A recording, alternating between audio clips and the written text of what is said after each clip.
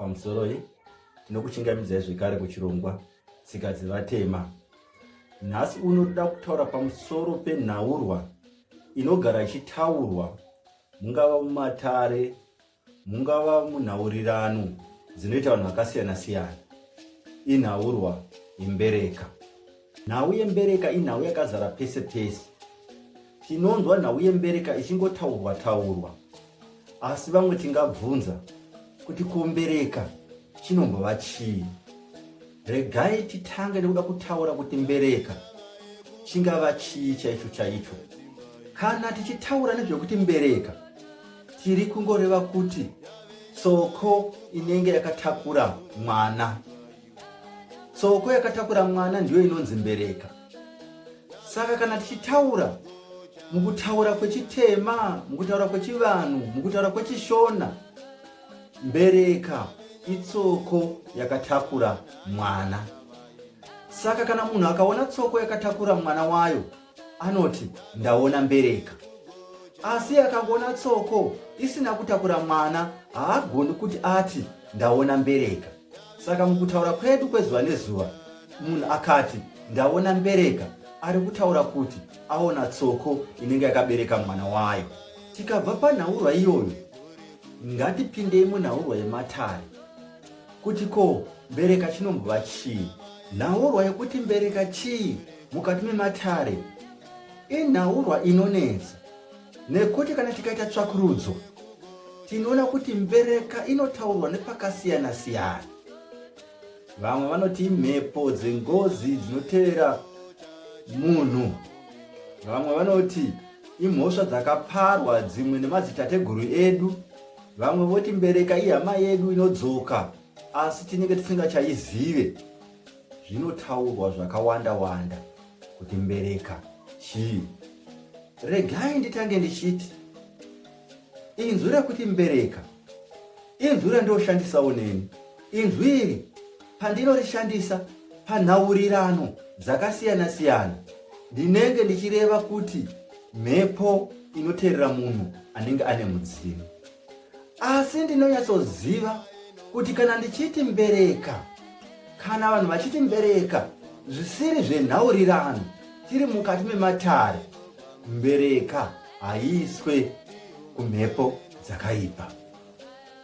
Chinonzi mbereka mukati mematare mudzimu unobuda, asi mudzimu uyu paunobuda pane mwana wepamusha ipapo, zvekuti chero mwana uyu asipo anotomirirwa kuti mwana uyu asvike. Tiri kutaura mudzimu kana shavi. Mudzimu unobuda, asi paunongobuda pane mwana wepamusha ipapo waunodana. Kana riri shavi, ishavi rinoti kana rabuda rine mwana wepamusha ipapo warinodana. Shavi rakadero kana kuti mudzimu wakadero ndiwo watinoti mbereka. Usingagoni kuita chimwe chinhu kusvika mwana iyeye asvika agara padivi pehomwe iyoyo kati pemugarwi iyeye, mudzimu wochitanga kushanda, kati shavi iroro rochitanga kushanda. Kana uri mudzimu, hakuna chimwe chinhu chaunotaura kana mwana iyeye asina kusvika. Haungodani mwana wese wese, unenge uchingori nemwana mumwe chete waunodana kana uchinge wasvika. Shavi iroro ringava shavi rekufemba, rinenge rine mwana mumwe chete warinodana. Kana mwana iyeye asati asvika, shavi iroro haritofembi, rinotanga kushanda kana mwana iyeye achinge asvika. Ndizvo zvatinoti mbereka mukati mematare. Asi ndataura ndichiti munhaurirano dzatinoita, chero inini ndinenge ndichiti mbereka mweya wakaipa unoteera munhu ane mudzimu. Ndiri kuti chero ini ndinoshandisa kuti mbereka, kana ndichitaura mhepo dzakaipa dzinotevererana nemugaro, ndinoshandisa kuti mbereka munhaurirano, kwete mumatare. Ndiri kuti mumatare hapana pandinoudza munhu mumatare kuti une mbereka, asi munhaurirano inzwi rekuti mbereka tichibvira mhepo inzwi ratodavirika, inzwi ratoveko, asi inzwi iri haritauri chinhu chakaipa mukati mekurarama kwedu. Ndiri kuda kuenda mberi ndichitsigira nhaurwa yekuti Mbereka harisi inzwi rinoreva chinhu chakaipa. Tine vanhu vanoyera soko. Mukati mekudetemba kwavo tinoona vanhu ava vachitenda Mbereka, vaira soko bvudzi jena, vanotenda Mbereka mukati mekudetemba kwavo. Tingafunga zvakanaka kuti vangadetemba vachitenda Mbereka, iyo Mbereka iri mhepo inenge yakaipa. Zvinotibudisira pachena tikaenda padetembo revaira soko bvudzi jena kuti Mbereka hachisi chinhu chakaipa. Chero tikatora detembo ravo pavanodetemba mutupo wavo, tikazozvisa kuchirungu, munoona pachinzi bearer of children. Vanenge vachitaura nhaurwa yemotherhood, kuva mubereki. Ndizvo zvinenge zvichitaurwa panhaurwa yembereka. Asi isu zvakatopinda mukutaura kwedu kuti titi Mbereka chinhu chakaipa, mweya wakaipa, mweya unofanira kutorwisiwa, mweya unofanira kutobviswa, mweya unofanira kutochirwa chenura. Ndizvo zvakapinda mukati mematare edu. Ndataura ndikati chero neni panhaurirano ndinotoshandisa inzwi rekuti Mbereka ndichibvira kana kuti ndichitaura mhepo dzakaipa.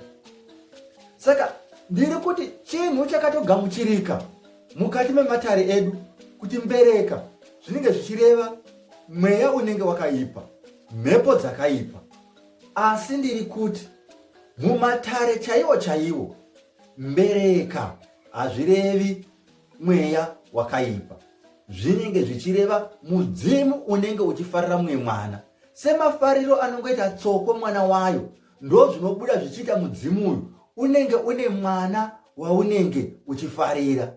Mudzimu uyu wonzi Mbereka, zvichibva patsoko. Tsoko inonzi kana ichinge yabereka haitotenderi imwe tsoko kuti ibate mwana wayo. Tsoko inonzi ine rudo nemwana wayo zvakanyanya. Ndizvo zvimwe zvinotorerwa pamudzimu uyu kana kuti pashaviri rinobuda richidana mwana, rinotova nemwana mumwe chete. Kana mwana uyu ari musikana, pakutoroorwa kwake mwana uyu anotogara pasi, mudzimu kana shaviri rotodanwa, rotopirwa nhaurwa yekuti aiwa, muzukuru wenyu wamaigara muchidana nhasi aroorwa, anenge akubva pamusha pano. Nekuti kana mwana iye asipo, shaviro haritoshandi, mudzimu iwoyo hauna chaunototaura. Saka unototi upirwe kana mwana iyeye ave kubva pamusha ava kunoroorwa. Kana mwana iyeye achinge asina kuroorwa, mudzimu iwoyo ukabuda, shavi iroro rikabuda, mwana iyeye anototsvakiwa kwaari kusvika asvike auye agare padivi. Mudzimu uzotanga kutaura zvinhu zvaunoda, shavi iroro rozotanga kutaura kana kushanda zvarinoda. Zvinenge zvichitozikanwa kuti kana poitwa matare, pakuitwa chivanhu ichocho, mwana iyeye anofanirwa kuve ari pedyo nekuti anotozodanwa chete. Kana mwana uyu akangosumuka akandoroorwa, kana kuti akaroorwa zvakanaka, mudzimu uyu kana shavi iri asi rikarega kuudzwa, mwana iye ainosanganidzana nematambudziko mberi ikoko. Vanhu vonofamba vainobata Mbereka. Ndizvo pamwe zvakatorerwa panhaurwa yekuti Mbereka mweya unogona kudzungaidza munhu. Kana ari mwanakomana anenge achidanwa nemudzimu, anenge achidanwa neshavi, akangosumuka pasina kuitwa chivanhu chokutaurira shavi iri, chokutaurira mudzimu uyu kuti mwana ave kumbosumuka, mwana iyeye ainosangana nematambudziko. Kana riri basa, aingowana basa richipera, achiwana basa richipera, kana kutoshayiwa basa zvachose. Kana ari mukati memasango akafamba, paizobatwa Mbereka. Nhaurwa iri apa inenge iri yokuti wakabva usina kuoneka, wakabva usina kuzivisa Mbereka, saka zvaizobatwa Mbereka. Mwanakomana uyu nemwanasikana uyu anenge anetswa nembereka abva pamusha asina kuoneka, aitodzoka kumusha kobikwa doro, mudzimu kana shaviriya, mbereka iya yochiziviswa. Ndinoona sekuti ndipo pakatorera vamwe vedu panhaurwa yekuti paigona kubatwa mbereka pamunhu, asi posatsanangurwa zvakanaka kuti kana pachibatwa mbereka pamunhu zvinenge zvichireva kuti chii.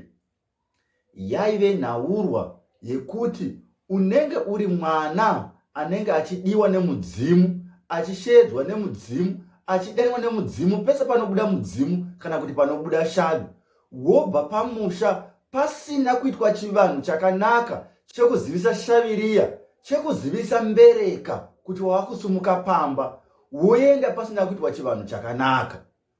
Mudzimu wacho kana kuti mbereka iyoyo yaikudana, yaikushedza zvekare. Ndipo pawaisangana nematambudziko uri kwaunenge uri ikoko, wofamba wobatwa mbereka. Saka pamunhu paigona kunobatwa mbereka, zvinonzi une mbereka. Kana wakusanganisana nematambudziko, une mudzimu uri kukudana, unofanirwa kuti udzoke kumusha unoita chivanhu chakanaka chokuti zvinhu zvako zvigokufambirawo zvakanaka. Saka pamwe ndipo pakatorera vamwe kuti pane nhaurwa muchivanhu yekuti munhu aibatwa mbereka.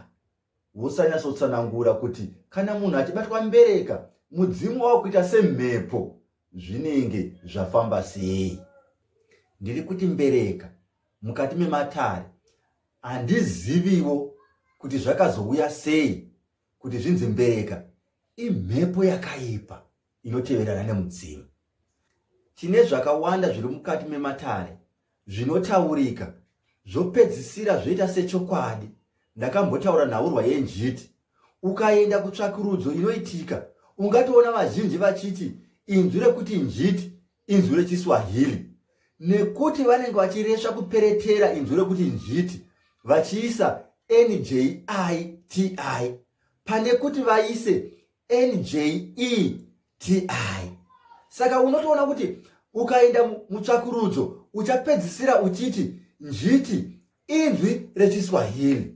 Saka zvinogona kungodaro kuti pane dzimwe mhosho dzakaitika mukati mematare, iri mhosho inogona kuve yakatangwa nemumwe munhu mumwe chete, asi ikapararira mhosho iyoyo ikapedzisira yatove mhosho yakugamuchirika sechokwadi. Ndiri kuti zvinoitika mukati mematare, nokuti muziviro wandinoita inzwi rekuti mbereka harisi inzwi rakaipa. Sematsananguriro andanga ndiri kuita kuti vaera soko vanotopembedza vachipembera kuti heoni mbereka, vanenge vachidetemba mutupo wavo, vachirumbidza mutupo wavo. Ungaudza vaera soko kuti zvamunopembedza muchiti mbereka mweya wakaipa? Kana tikadana vaera soko, vanogona kutipa nhaurwa yakadzama pamusoro pekuti mbereka chii. Regai ndipedzise ndichiti hapana chakaipa hacho mukati menhaurwa kuti chiti mbereka imhepo yakaipa, nokuti kana tikangoti mbereka zvinhu zvatojairika kuti mweya wakaipa. Asi tiri kuti mukati mematare edu, kana topinda mukati mematare tikati mbereka mweya wakaipa, tinenge takupesana nechokwadi chekuti mbereka chii. Hapana chatinobva mukati mematare edu kugadzirisa mhosho dzimwe dzatinoita mukati mematare, nekuti ndambotaura kuti handizivi kuti inzwi rekuti mbereka rakazoiswa kwakaipa nenzira ipi, asi ndikati inogona kuve iri mhosho yakangotangwa nemunhu mumwe chete ikabva yapararira mukati mematare, sekupararira pakaita inzwi rekuti njiti zvichinzi inzwi rinobva kuchiswahili. Saka zvinoitika izvozvo kuti mhosho inogona kupararira, mhosho iyoyo yotopedzisira yakuita sechokwadi mukati mematare edu. Inzwi rekuti mbereka nevanoyera soko vangapupura, harisi inzwi rinoreva kuti mhepo dzakaipa. Inzwi rinongotaura kuti mubereki kana kuti motherhood, zvichibva pambereka soko inenge ine mwana wayo, machengetero nemadiro ainoita mwana wayo. Ukaona tsoko yakatakura mwana wayo, inotakura mwana ari nechokudumbu, inoita kumubvumbamira. Chero ichifamba, mwana wetsoko anofamba akabatira ari padumbu. Hainyanyi kuisa mwana kumusana tsoko, inoisa mwana wayo nechipadumbu. Ndo zvinoita mbereka, ndo zvinoita mubereki, ndo zvinoita motherhood pachirungu. Kuva nerudo nekuchengera zvakanyanya mwana wako.